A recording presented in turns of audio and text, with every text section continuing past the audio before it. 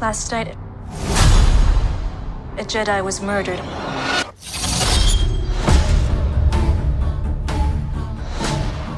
The Jedi justify their galactic dominance in the name of peace. But that peace is a lie.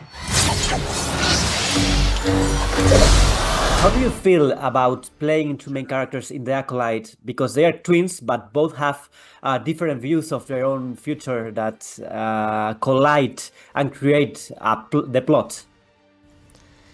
Yeah, it was a great opportunity for me to think about two different perspectives on the Star Wars galaxy, and in particular this point in the timeline where the Jedi are at the height of their power and kind of have the most prerogative over how the Force is used in the galaxy.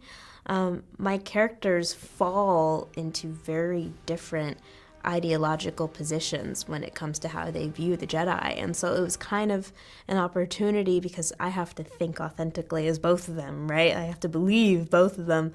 It was a great opportunity for me to look at the politics of the Force from multiple angles.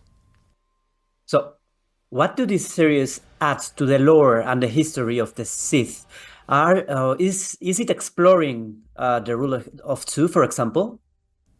Yeah, that's what I was just about to say, actually. I think it's most interesting when it comes to the rule of two.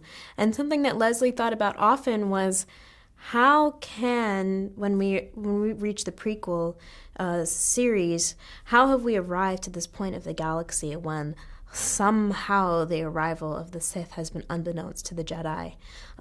There must have been some sort of crack in the structure of the High Republic, or there must have been some kind of blind eye, because we learn through the novels and through the prequels, I think, as well, that there is a long lineage of the Sith and this Force magic. And so I think that it does a great job, personally, at poking and prodding at the rule of two. Well, Mae is not a Sith, but an Acolyte, a feature that existed previously on Star Wars. So what elements did this show introduce into that? Into the Acolyte concept, I mean. Oh, into the Acolyte concept. Yeah. Well, it is the foundation of the show. It is the title of the show, and that is for good reason. What you see a lot in the show is Mae attempting to kill a Jedi without a weapon. And I think that concept is really interesting, that is integral into being the Acolyte. So speaking about the fighting scenes, how was your experience training for it? It was so much fun, and it was hard, but it was awesome. I learned so much. I got to be guided by a team of absolute experts who I just got so close to in the stunt gym. I learned so much about myself, about my relationship to my body and to movement. And I did a lot of drills. I did a lot of drills before I was allowed to learn choreography. And I think that was a really cool way to be taught.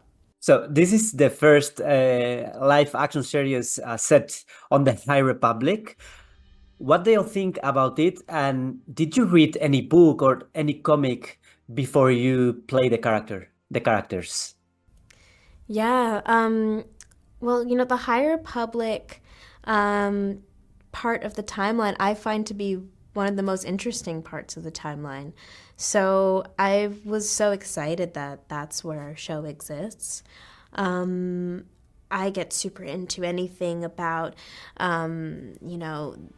the birth of Anakin Skywalker, Darth Plagueis, these sort of mysterious nuggets of information that we've been passed throughout the history of Star Wars, alluding to the birth of these factions of the Force and how they came to be.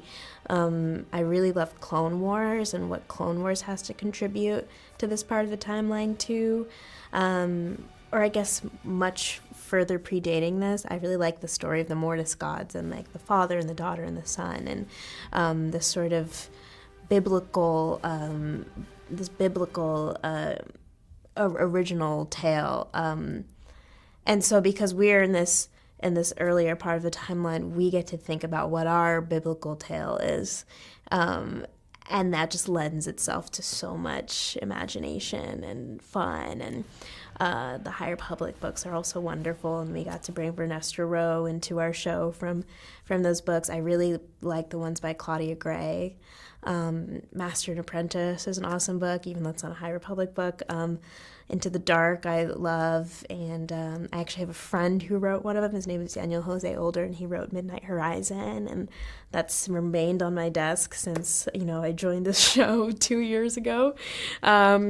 So yeah, I think that like the fans and Clone Wars and the novelists and comic book creators all contribute to this like subconscious universe around what the High Republic era was, and that's what makes it so rich for us.